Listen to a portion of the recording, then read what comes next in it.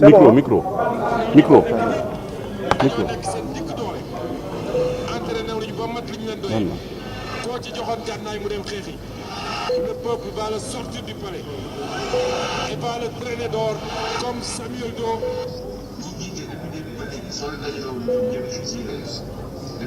waaye dama leen bëgg a wax leen lu am solo. Préparez-vous au combat. waajal leen seen bopp chaque jour chaque heure chaque minute te préparez-vous au combat. te bu leen déglu nag ñi toog naan leen way yéen a yee fitna jàmm nangam nangam.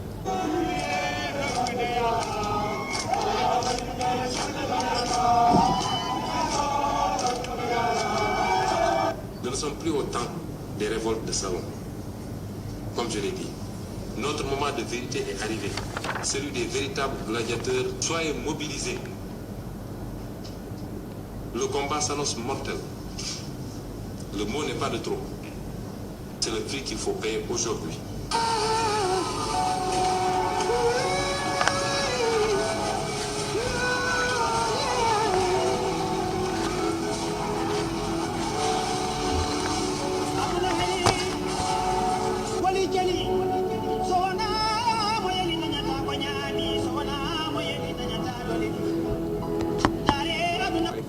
soxlawuñu yërmande man ay nit yu dogu laa soxla ay nit yu am fit laa soxla.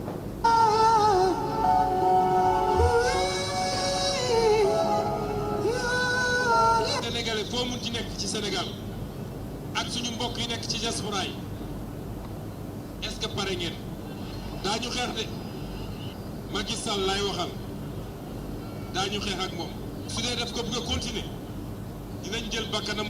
te nag bu leen ci déglu kenn ku leen naan da ngeen violent wala da ngeen bëgg a fitna du yeggali mandaam 2024 du ko fi fekk.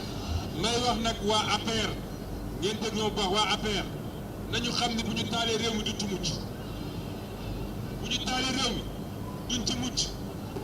Kër Matar ba mu ngi metti lool waaw ñi nga xam ne ñoo nekkoon garde yi sax gis nga ñi nekkoon garde yi sax daw nañ dugg ci biir kër gi. leen ko oto yaa ngi nii ñu taal ndeysaan mbir mi metti na lool tey gis nga ñoom Kër Matar ba ancien ministre des sports. gis nga bis bu manifestation amatee ba ngeen dajji seen i kër ay milliards ngeen fay fekk. ay matériel yoo xamante ni nii moom moo nekkoon ci biir salon maître El Hadj Diouf foofu la télé bi nekkoon télé bi nag daanaka dañ koy yóbbaale ñoom ñi nga xamante ni nii def nañ bi la attaque dañoo yóbbaale li nga xam ne moo di télévision bi. ku mu neex nag nga toog fa leen ne Sonko nitu fitna la j'assume.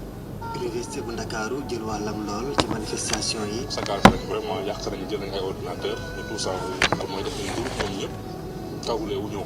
naam taal nañ oto yi nga xamante ni administration bi moo ko moom wante itam teg nañ ci personnel bi Papa Issa Fofana mi nga xamante ni wotoom ci la bokk ñaawlu na ko. ces voitures que vous voyez là ce sont des collègues ça appartient. oto yi ngeen fi gis yëpp suñuy naataango ñoo ko moom ñi nga xam ne ñoom ñooy bokk ñoom di liggéey fii bis bi ngeen gis nii mooy bisu personnel lu BU woto yi tamit mboolem ñi nga xam ne ñoo fi liggéey ku nekk sa woto fi nga ko gaari woon waaye daal lépp la ñu yàqate toj ko bàyyiwuñ fi dara loo xamante ni bi lu ñu mën a jëfandikoo waat la man xawma sax lan muy jubluwaay gi dëgg.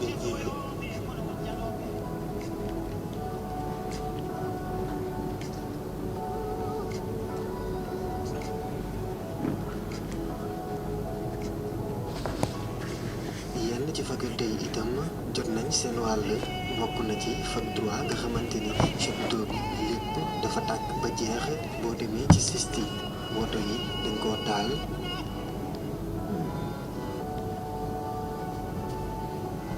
gën leen farlu gën leen takk digg yi ndax lii day door tey la commencé day door.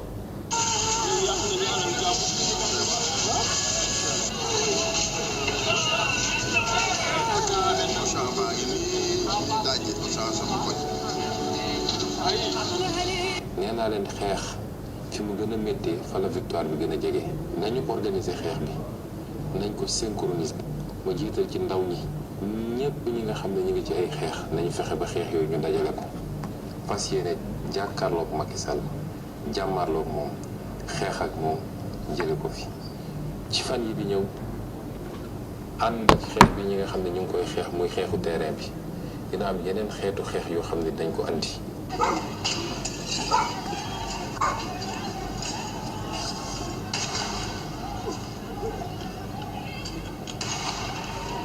enfoiré naan. tax ñi essayé yàq xel yi du wax ak xale yi naan leen ku ci dee yaa ñàkk ak wax yooyu nga xam ne amul benn solo ku dee sa way jur juraat.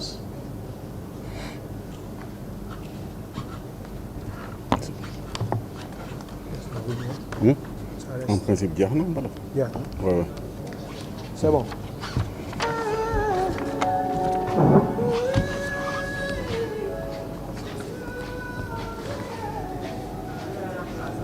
Lumière.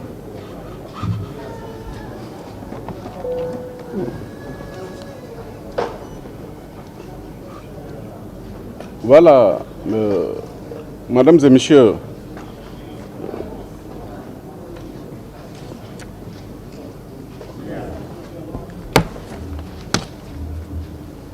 une bonne partie.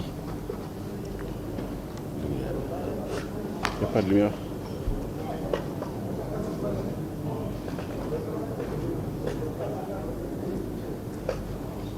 Une bonne partie de ce film a été fait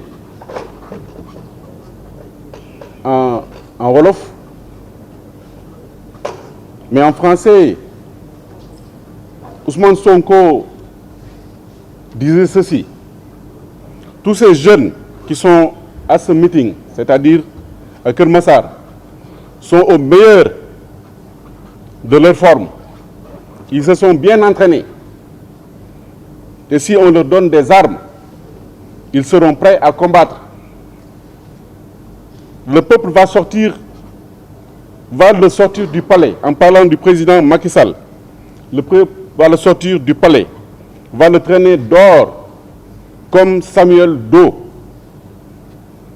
Préparez-vous au combat, chaque jour, chaque heure, chaque minute. N'écoutez pas ceux qui disent que vous sapez la paix.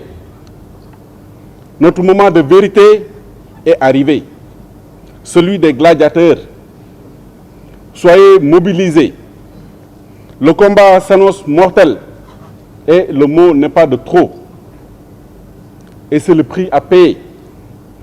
Au moment où nous sommes, on n'a pas besoin de compassion. Lui, Ousmane Sonko, il disait: moi, j'ai besoin de personnes engagées et déterminées. Il disait également aux Sénégalais d'ici et de la diaspora: vous êtes prêts parce qu'on va se battre contre Macky Sall. Il ne doit pas achever son mandat. Si l'affaire brûle le pays, ils n'en sortiront pas indemnes. Si vous attaquez leur domicile en parlant des dirigeants du parti APR, vous y trouverez des milliards. Organisons la bataille. Il faut tout synchroniser. Et je compte sur les jeunes. Dans les jours à venir, en plus du combat de terrain, il y aura d'autres batailles qui seront engagées.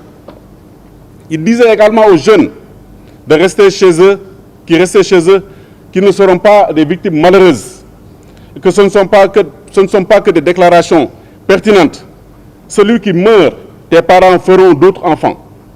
Nous marcherons vers le palais pour déroger Macky Sall, par A ou par B.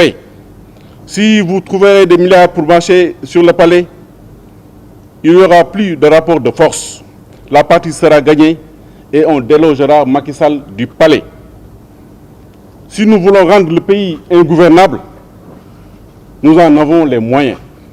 C'est en substance les propos qu'il a tenus dans ce film pour vous dire que ces appels à l'instruction ont été plus que répétitifs. Il faut également souligner que ces appels ont eu des effets.